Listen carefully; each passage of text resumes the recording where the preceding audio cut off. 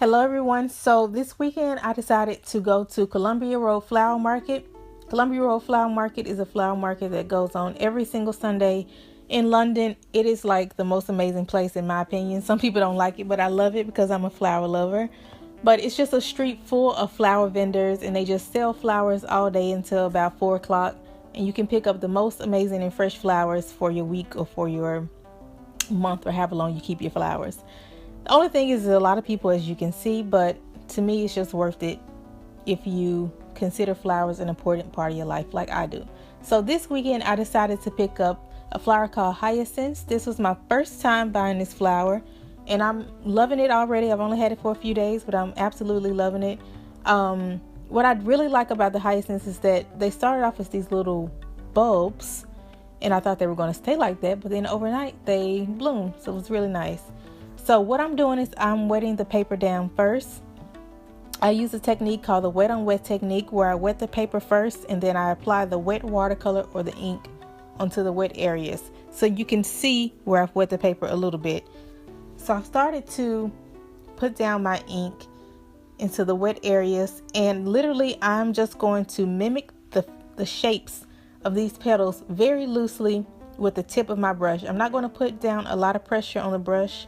And I'm not going to put down a lot of detail for these flower petals. This is a very loose and fluid type of painting.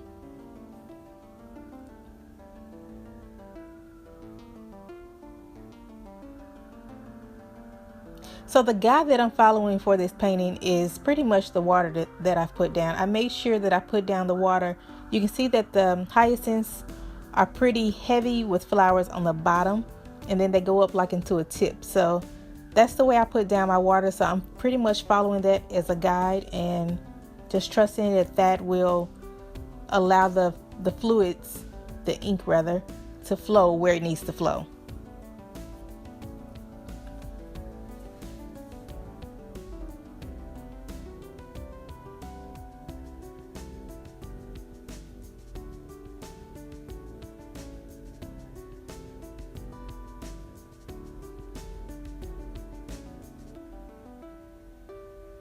Okay, so what I'm doing now is I'm taking this pointed watercolor brush and I'm using an ink by Dr. P.H. Martin's. It's the India ink. And I'm placing the ink just where I want the flower petals to be defined as like the bottom of the petals. So you can see that this hyacinth has several different small flowers within this one flower. And so to define each flower, I'm putting this blue down. And again, it doesn't have to be perfect. It's just wherever you want to eye it and wherever you feel like there needs to be like a flower definition. And if you wanted to take this a little bit further, you can also let it dry and then get a little bit of white gouache paint or even a little bit of like maybe like a plum color gouache paint or even something like a gouache paint that mimic this blue. And you can add little lines into the petals. Okay, so what I'm doing at the tip is I'm applying more water and I'm going to take an acrylic ink by Rowney. The ink is from their Pearlescent line and it's really, really beautiful because it has these sparkles. And when you dry, you can really see like the shine and the sparkles in it. So I'm just applying these dabs of color at the tip to mimic those closed buds that I was talking about earlier. Okay, so now I'm drawing the stem of this flower. I'm pretty much drawing the shape of the stem and the shape of the leaves with the water. And this is the ink that I was just mentioning. It's really beautiful. Okay, and I'm taking this same ink and I'm just sweeping my brush over the perimeter of the hyacinths with this ink.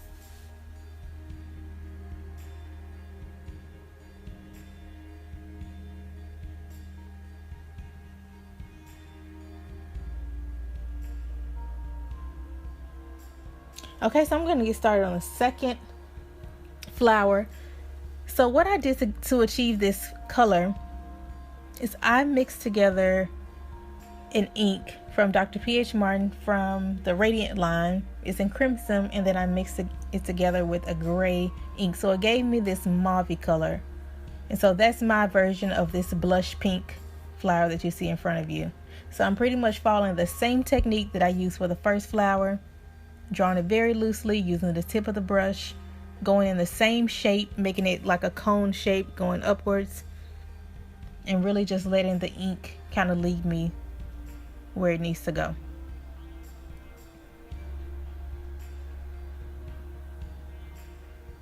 And I'm doing the same thing. I'm putting this green color at the tip, and instead of using the blue color to define each flower, I'm using a green color.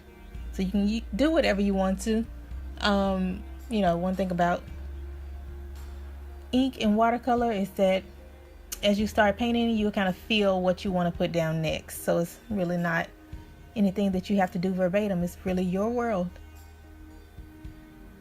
Okay, so now I'm taking this brush and I'm putting a little bit more pressure on it to draw these stems. And like I said, if you want to take it further, you can take some wash paint or even some acrylic paint and just add little lines to mimic the lines in the petals. Alright guys, and that is pretty much how you draw hyacinths in watercolor or in ink. Like I said, you can use gouache paint as well, and maybe I'll do a tutorial on how to use gouache paint like watercolors. I don't think I've ever did that. But thank you guys so much for watching. I will see you in the next video, and have a wonderful week. Ciao.